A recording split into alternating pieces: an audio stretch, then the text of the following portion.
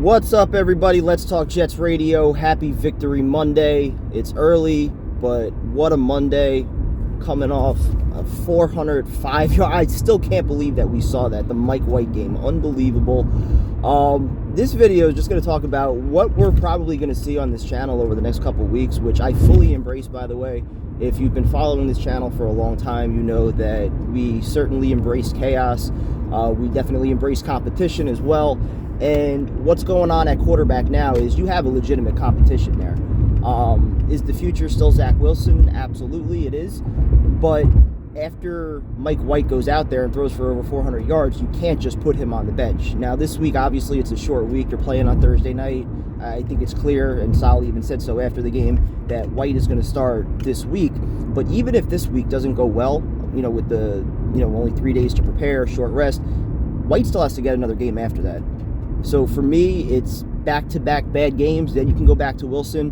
But I'm not just putting Zach Wilson back in there after only missing 2 games for what was considered to be a somewhat significant knee injury. So I'm going to let him rest. I'm going to let him watch the offense, watch how, Mike White's been managing the game. And we were, myself, Tyson, almost all the callers, we were all roasting the shit out of the possibility of Zach Wilson learning anything from watching Mike White. He could have learned a lot yesterday by watching the way that Mike White simply operated that offense, executed the short plays, took what the defense gave him. It was smart football. I think Saleh even said something like, it was boring football, but that's what the Jets have been looking for from Wilson.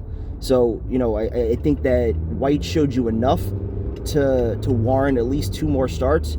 And that's where the fun really starts to begin, because if he continues to play well, this gets very, very interesting, because now you have a GM that just invested a number 2 overall pick in a quarterback. You have a coaching staff that, through 6 games really hasn't found a way to get this kid going yet. And then you throw Mike White in there, and suddenly the offense takes off, even without Corey Davis, even without Mekhi Becton in there. They still put up 34 points, over 500 yards of offense. White, the first quarterback with 400 yards since Vinny Testaverde. I mean, how do you just put him on the bench? So I think Zach Wilson's going to have to earn his reps back, and that's perfectly fine. I think it's clear that he wasn't ready, that he needed a little bit more time, and you want to point to this being a failure on the coaching staff to not have identified this early on. I think that's fair. And the same thing goes with the trade for Flacco. If they were legitimately sold on Mike White, why make the trade for Flacco? You still had Josh Johnson as your veteran backup, so you didn't need to make a panic move there. So chances are they just threw away a draft pick. There was no reason for that. And even last year, if Joe Douglas knew what he had in Mike White, go on Wikipedia and look at Mike White's transaction page for the year 2020 last year. The number of times this kid was released, picked back up, practice squad, elevated to the roster, released again. I mean, they must have waived him and reclaimed him, I don't know, like 7, 8, 9 different times last year. So you can't sit here and try and tell me, oh, Joe Douglas knew all along what he had. Or nobody knew what we had with Mike White. They might have had some confidence that maybe he could handle the backup job, but once it actually came time for him to step up and actually play, they make their panic move and they trade for Flacco.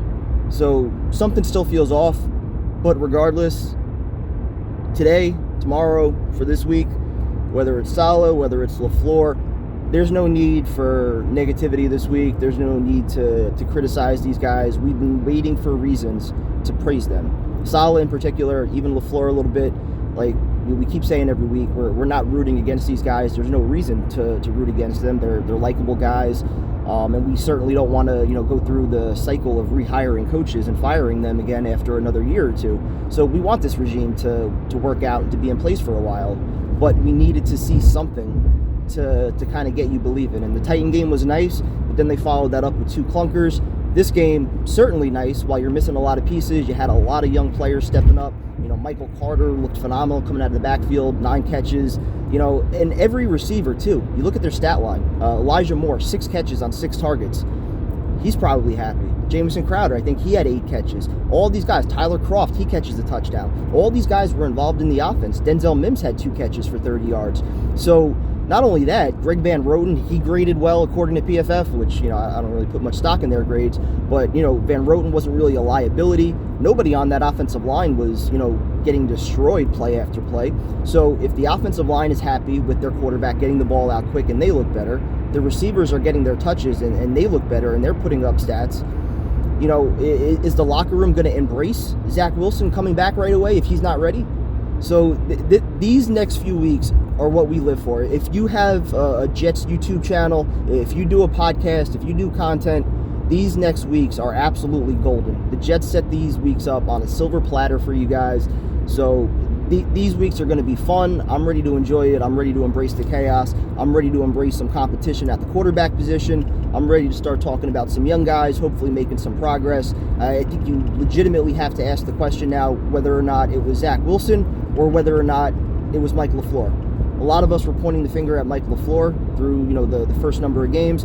Now it's starting to look like, well, you know what? Maybe there were actually plays there. And there were. A lot of times there were plays there where Wilson just shit the bed, didn't make the throw, wide open receiver.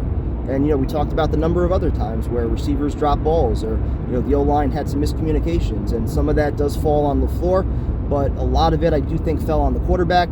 And you saw yesterday what happens when you have competent quarterback play. When you have a guy that can manage the game, put you in those second and short, third and short situations where you could actually run the ball. You could actually get, 4 or 5 yards, get a first down. You're not third and long every time. The way Mike White simply managed that game, it was smart football and it was enjoyable to watch. So, we wanted a reason to praise this team. They gave it to us yesterday. Even if they didn't pull out the win, it would have been an exciting effort to praise Saleh and a lot of these young guys for. So go Jets. Looking forward to the show tonight. First victory show in about a month. Should be good. Talk to you guys later.